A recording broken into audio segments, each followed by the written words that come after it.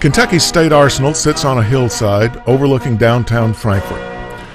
It has stood here since 1850, and that makes it the oldest structure operated by the Kentucky Department of Military Affairs. Events in and around this little brick castle have made this one of the most historic places associated with the Kentucky National Guard.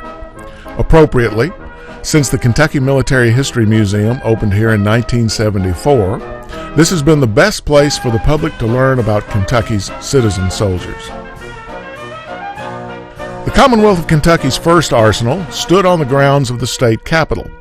A spectacular fire and explosion destroyed that building, and apparently almost took the capitol down too. When the Kentucky General Assembly appropriated funds to build a new arsenal in 1850, the legislators required that it be at least a half-mile away from the capitol. Local architect N.C. Cook designed the building. Its original construction cost was $8,000. The state arsenal quickly became an important storage facility for weapons and other supplies to be used by Kentucky militiamen. In the secession crisis of 1860 and 1861, the people of Kentucky were divided, with citizens favoring both the Union and the Confederacy in the Civil War.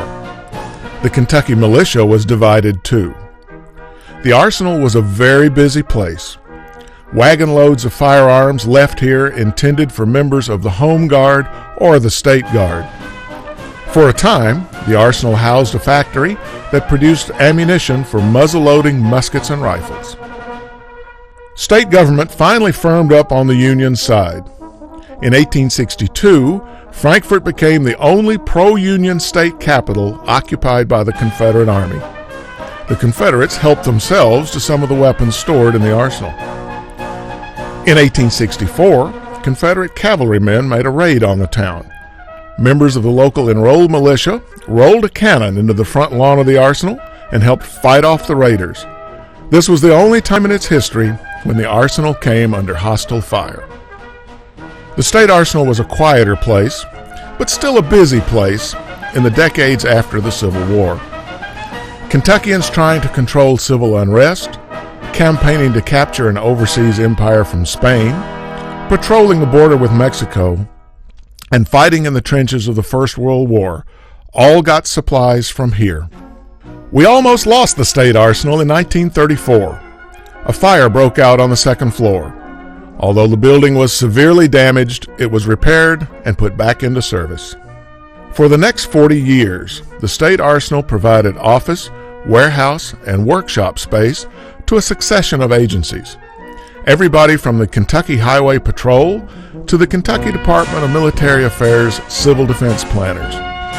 By now, the building was a familiar landmark and a recognized symbol of Kentucky's rich military heritage.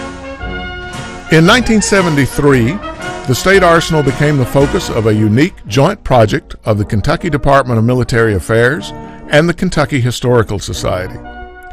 Personnel from both agencies worked to convert the venerable building into the new Kentucky Military History Museum. The military department provided the building, and the Historical Society provided the collection. The museum opened in February 1974. It tells the story of Kentucky's role in American military history since the Revolution. The Kentucky Military History Museum has preserved the objects, the images, the stories, and the memories of the Commonwealth's military history for several decades now. Kentucky citizens, visitors from around the country and across the globe, students by the busload, and legions of Kentucky Guardsmen have come here to better understand America's conflicts and Kentucky's important role in them. And still, the museum's home and its biggest historical artifact remains the old state arsenal.